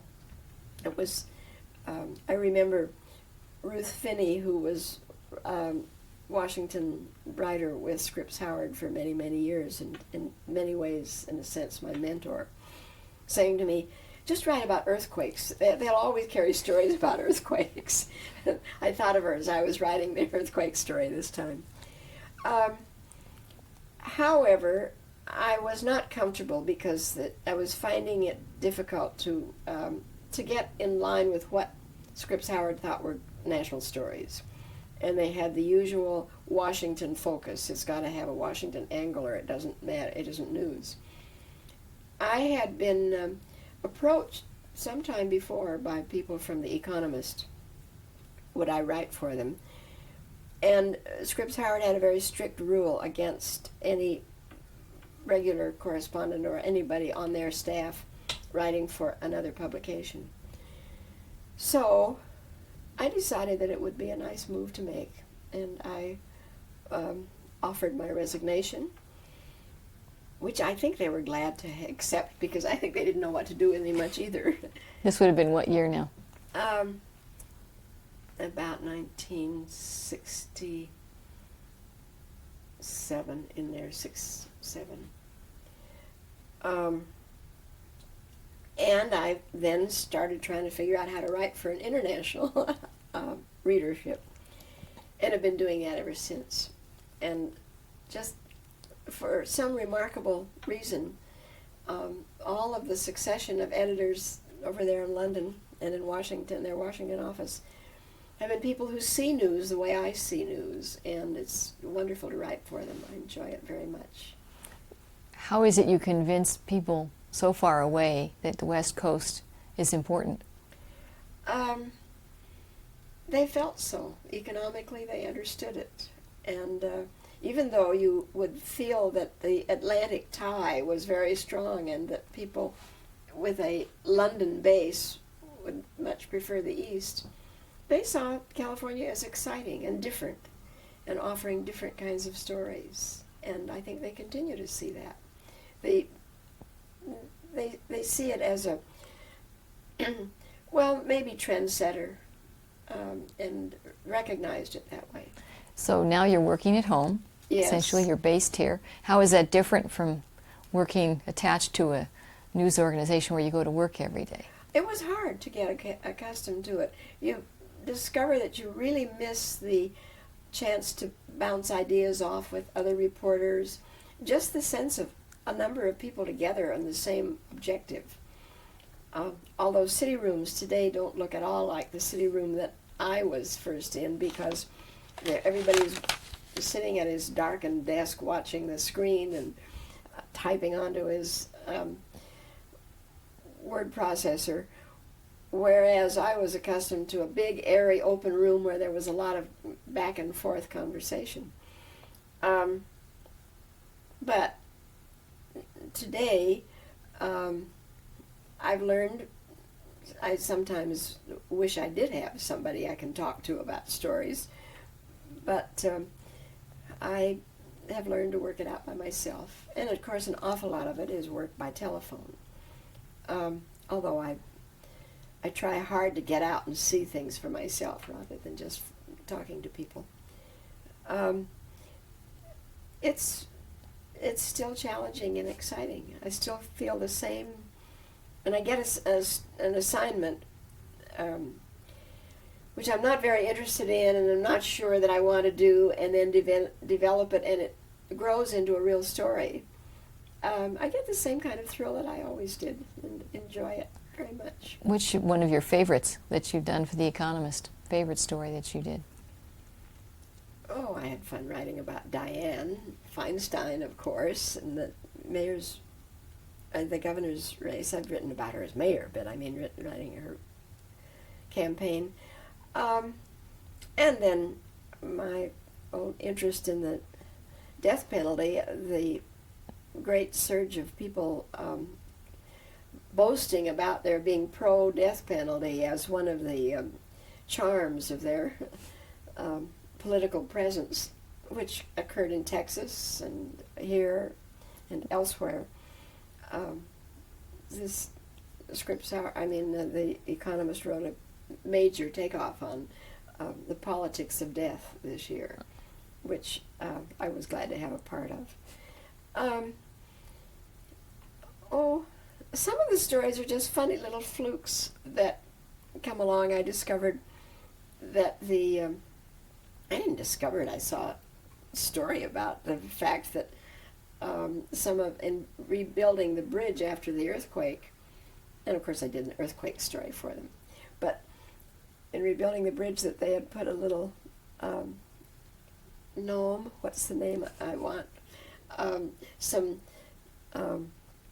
steel workers had built this little figure in as a good luck piece, and to my astonishment, the paper liked that very much. It was fun. Got a picture of it. So this working at home allowed you to do some other social activity and involvement in the Human Rights Commission study and the Ford Foundation study you said were important to you, you felt.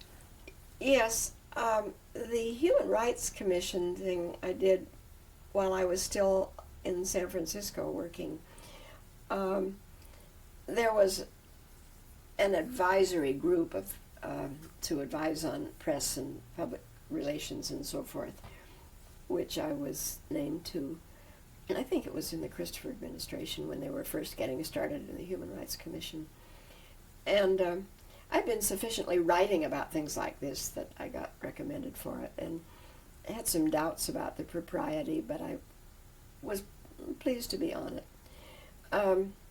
And after that, then, was active with a similar but not political, not governmental, agency in the Alameda County, the Catholic Diocesan Commission on Human Rights, which I was active in for many years.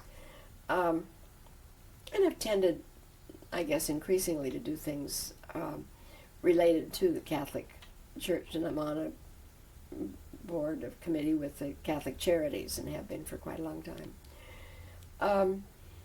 But while I was working at home and working with The Economist, I did also begin some work with Pacific News Service. Someone who had been with them recommended that I talk to them, and found that kind of fun to do because they like to do stories that are a little bit quite socially aware and write about the minorities and so forth. But the California Journal, I'd written some pieces for them, and I'd written some pieces for the Atlantic and quite a few for the Nation, and was trying to do some other outside writing.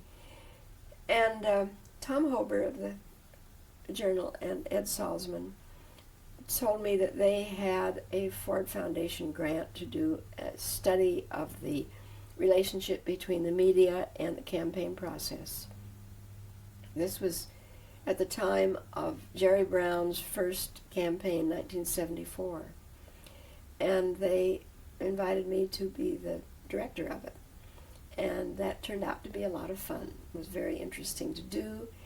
And I got very aware of and tried to tell how strong the influence of television had become in the campaign process.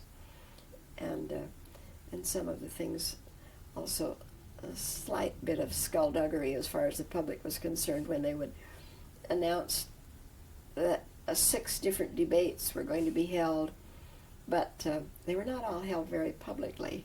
One was at a terribly early hour on a Sunday morning, and another one was at a state college and was prohibited from being broadcast out of the college. It was only campus-wide, and it was not quite what it set out to be, 6 open debates. Let me ask you this kind of reflective question, since you've been a political reporter for such a long time. What makes a good political reporter, in your view?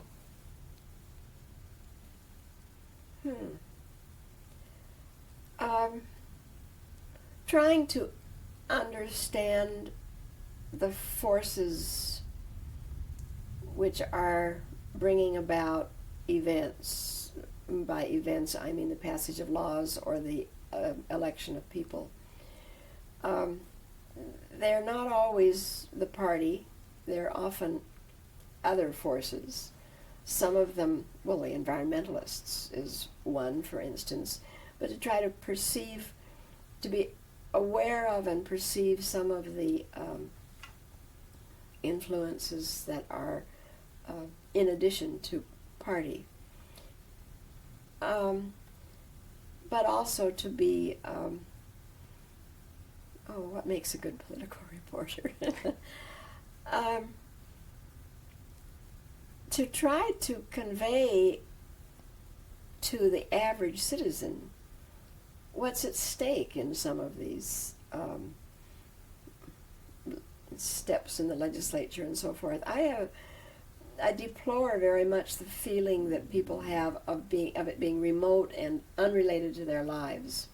And I think there's something very much amiss. Part of it, reporting responsibility or failure to carry out responsibility, failure to make the public aware of what their stake is in what is going on in Sacramento or in the City Hall. A reporting which is too much mere statement of what went on today without some perspective on what it means to people. So I think it's terribly important to try to, maybe that's just being educational, but I think that's a value of what political reporting can be. I think of it as a terribly important facet in the maintenance of democracy. Why? people have to know and care enough to have a say. And I don't think that happens unless the reporter is carrying the message through to them. Now, I lament the shortage of reporting on television. I found it very interesting this year that the newspapers were writing about television ads, but I think this is a wholly inadequate way of reporting our political system and keeping people involved. Let's stop now, Keith. We could. I was started out early and been Yes. hanging on all this time. But you know, Shirley, the more I think about it, I'm awfully lucky to be still writing. I'm You awfully really are. lucky You really at this stage, because an awful lot of people, even if I get slightly harassed about trying to do the bookkeeping and talk to the gardener and all the rest of it, still a chance to make your own judgment as to what's an important story, and which I enjoy, which is fun. When you started, making California, especially but the United States, known overseas. I mean, that is a very contemporary thing to be doing when you think Well, about it, which you were yes. doing it, a long time ago. Yeah, it's quite great to be. Peter Manassian, who did the big special section.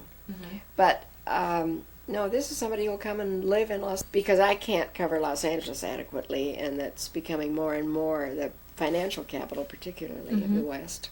But I think that really I'm amazed at what would you say, For a woman who's trying to manage a home and children, it's kind of difficult.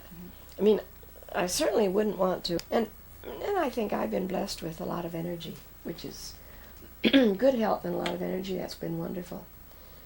I think a lot of people could. The fact that no matter where you go, that people should know about, or that I would like to write about, whether they should know or not. Anyway, I'd like to tell a story. And that, as you say, is... Okay. how was it, Mary Ellen Leary, that you first came to meet Connie Mack and do a story about him?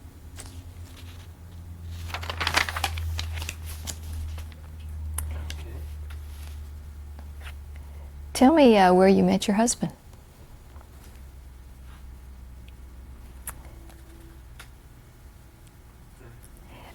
Can you tell me how it was that you came to work for The Economist? Okay, we're done. That's fine.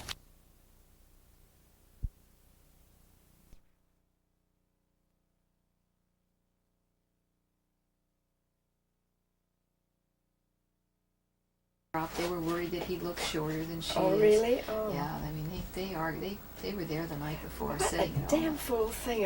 Okay. Mary Ellen, tell me how this office got to look like this. Years have done it. After all, I've been in here for since about 1964, and I have a tendency of not throwing things away. Tell me And I can show you, some of these piles have special meanings. One of them is on the courts over here, and there's a meaning to each one of the stacks. How have you organized these files? If organization is the right term now, Shirley. I have, the drawers are all pretty well organized. Yes, the top drawer is current stories, or likely to be current stories, and that's what this pile is. And the next one is the outlets of people that I write to, and copies of my stories for The Economist and things like that. The next drawer is political, generally, Jerry Brown and the Democrats and the Republicans, and then voter registration, which I'm interested in how it develops, and there's a whole big file on the initiative and what's happening about it. And the bottom drawer is almost totally dominated by ballot measures. I'm going to throw much of that away, I think, now. But When are you going to throw that away? it does get to be a problem. Such a little wastebasket, too. Talk to me about how you work. What you do? You're still using a typewriter? I see. Yes, no computer. After all, I keep thinking if I cleaned my office, maybe I could get a computer in here. I work on the phone an awful lot, and it's kind of funny because I have a phone separate from my household number, so that when I make calls on a story, which sometimes run rather extensive, the charges are easy to identify and easy to make an expense accounting on. But I don't like people calling me on this phone because I don't hear it, and the rest of it's separated a little bit from the rest of the house. So then when I am calling on a story and interviewing somebody, and I have already asked somebody else to call me, the other phone rings and I know it's somebody calling me. I have to say, I'll call you right back, and run to the other phone. There are Which people is who one would of my say that, hazards. there are people who'd say that it's time to give up reporting. Why are you still reporting? I guess it's just part of my life. It's part of something that I do. Maybe it's the only thing I know how to do. Because I feel reporting is important. I don't know, it's a service to my fellow man, I guess is how I feel about it. And I often think, why don't I give it up and go and volunteer in some help with AIDS patients or something like that. But I think you do what you know and what you feel you can do. And so I'd rather write about some of the social problems, maybe, if I can do it that way and I find outlets that I can, rather than going and volunteering. To tell you the truth, I always am kind of pro and con in my own mind of whether this is a priority just because it's satisfying and maybe I should go do something else. But I haven't made that decision to go and do something else. Why is it important? Why is what you do important? I am driven by this having to do something of value ever since I was a kid. Somebody, when I had the flu a while back, somebody sent me Russell Baker's story about how his mother had told him to amount to something, do something, go make something of yourself. And that must have been the sort of message I got as a kid, to go and make something of yourself. And I always felt that you are in life a short time, and there are the relationships with family and friends are terribly important. I try hard not to cut them out, and I treasure my relationship with my 3 daughters and with my grandchildren. And yet, that's not fully satisfying to me. And I yearn to have a part in society of our time. I guess I could do it by going and walking on a picket line, but that's somehow not my style. So I do this instead of walking on a picket line. Maybe that's it. Of course, I would like to be doing something which would keep the peace even in the Gulf. But I have to start at local level. This is what I'm doing. Let me ask you one last question. What, in your opinion, makes a good journalist? One of these global questions again. Oh, curiosity, of course, and a very great interest in other people. A good journalist has to feel that it matters, the other person out there that he's either going to interview or tell about, write about in some fashion. He has to have a sense of the importance of the individual he's encountering in the story, and a sense of the story's importance in the overall development of society, I think. Curiosity and the concern and interest in the person, and also an eye for what is a little bit different. What is it that makes it a story that's different? It's not run of the mill. And I think that's something you develop with experience. But I think you need to be always on the alert for what is it that makes this. Is it because it's so big and profound, or is it because it's so unique and special? And the last thing you have to have is that you just love doing it. You can't do it unless you just really love doing it. Thank you. That's I get a kick out of it. well. Of course, now I know I need another file cabinet, but I haven't got space for it. So I carefully measured around here to see if I could get a file cabinet in here. I can't. You know what The our radiator. problem? I have an attic.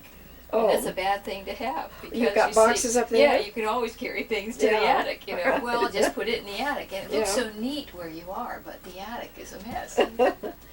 Well, I have an attic too, and my daughter doing her house over. There's so much furniture. Fine. Okay, why don't you go ahead and tell us about that one? There.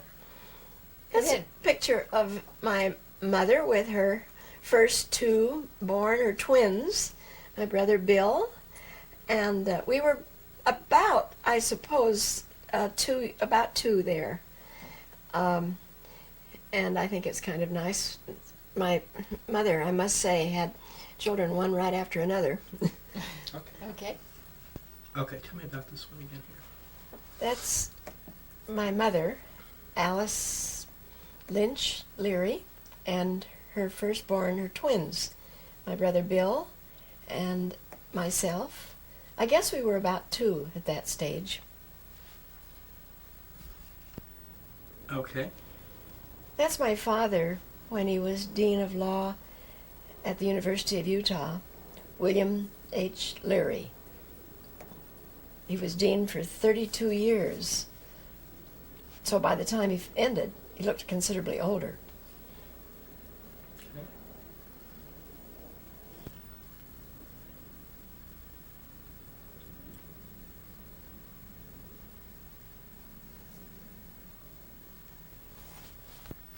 Okay.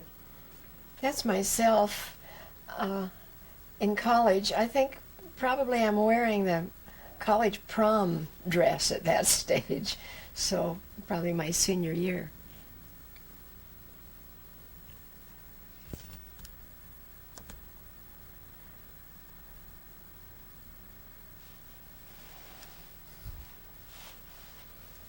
Seems kind of funny all.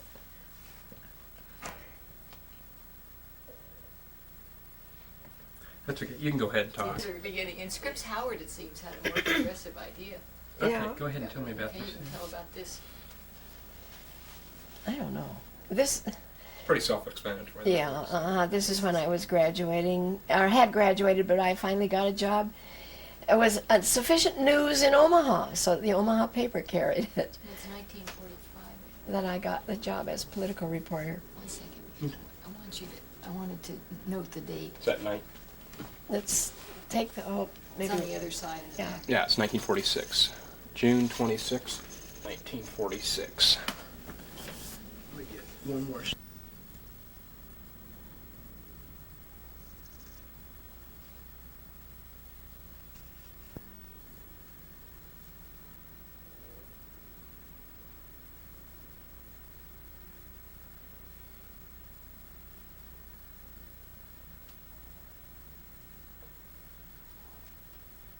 Okay.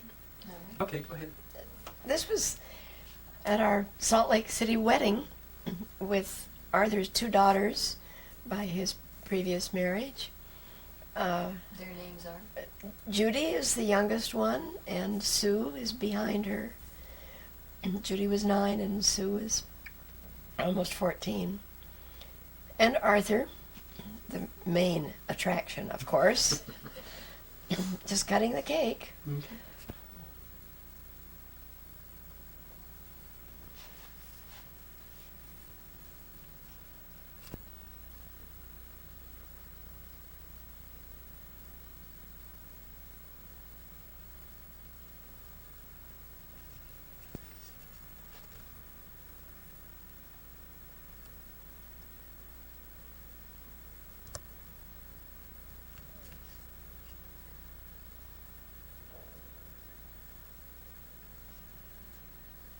Because I'm not wearing a wedding ring. Okay, go ahead and tell us about that. This is a picture which ran on the cover of a California magazine called Fortnight, which ran for several years. It was March 12th, 1948 issue. And I see that I have on my messy desk there something about McPhee running for mayor. So.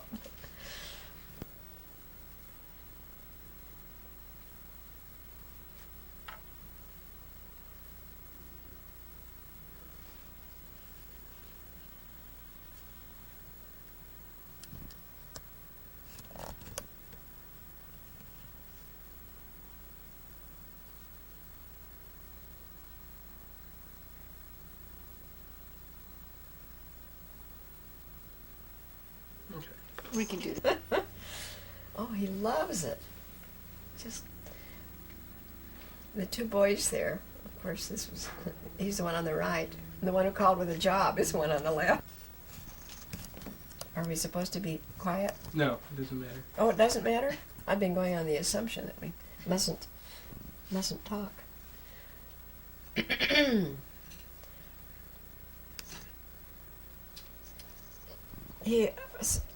One time I said to Dan, what do you dream Go of? ahead on this one. This is taken on the Balclutha, the ship in San Francisco off of Fisherman's Wharf.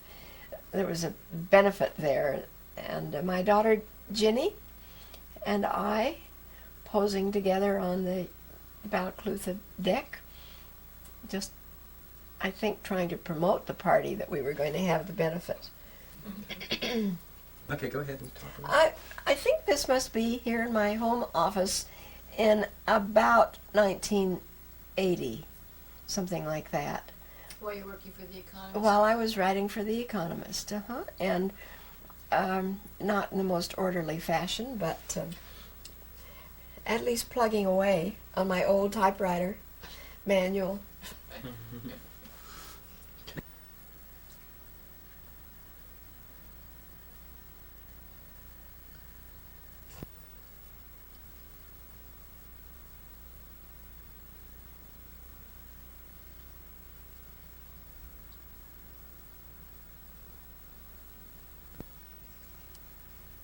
Okay.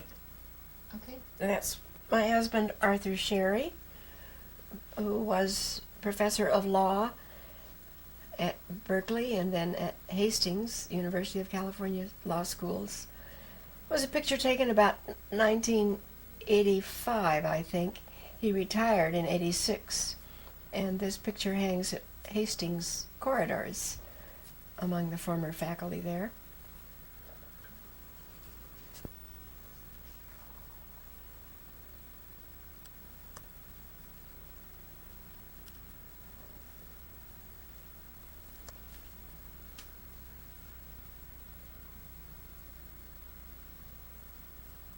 They sure make him little, don't they? Pretty tiny. Okay, go ahead and tell us.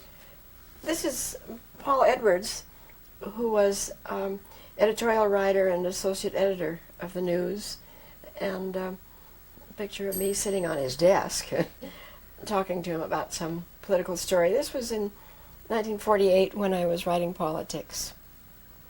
Okay.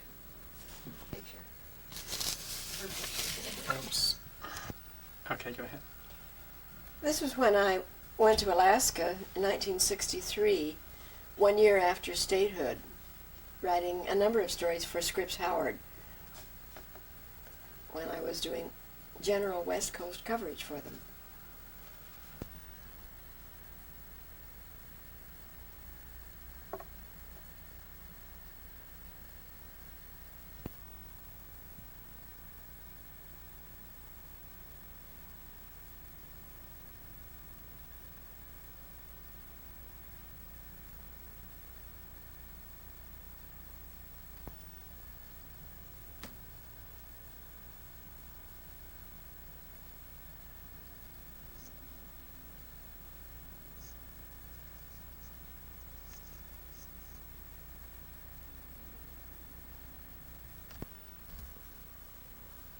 Tell me when.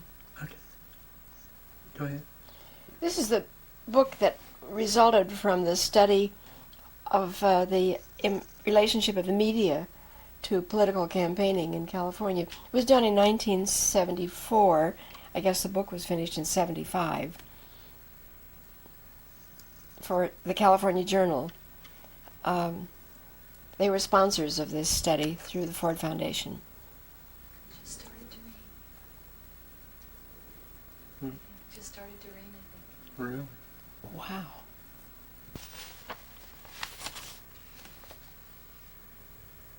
You know what we might do, if you want for a second? Yeah. To do this, something like Survey here. This was a general story about the political importance of California and the whole nation now, and how our great population growth is affecting party strength, and how terribly important it's going to be in 92 elections.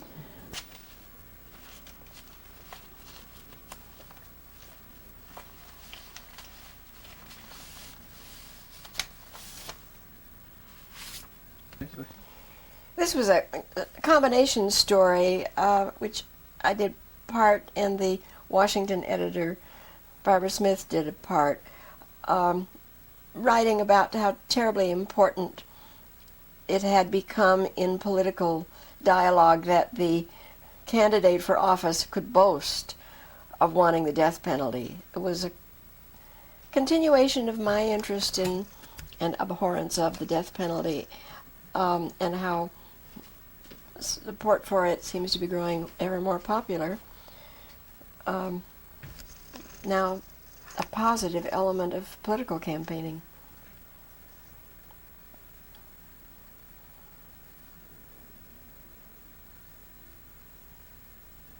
Okay, go ahead. This was the post-June election, the primary time in California, when Dianne Feinstein won the Democratic Party nomination. On a surprise win, which made her, it seemed to me, and I was writing, a very significant figure now in all American politics. I'm sorry, I screw you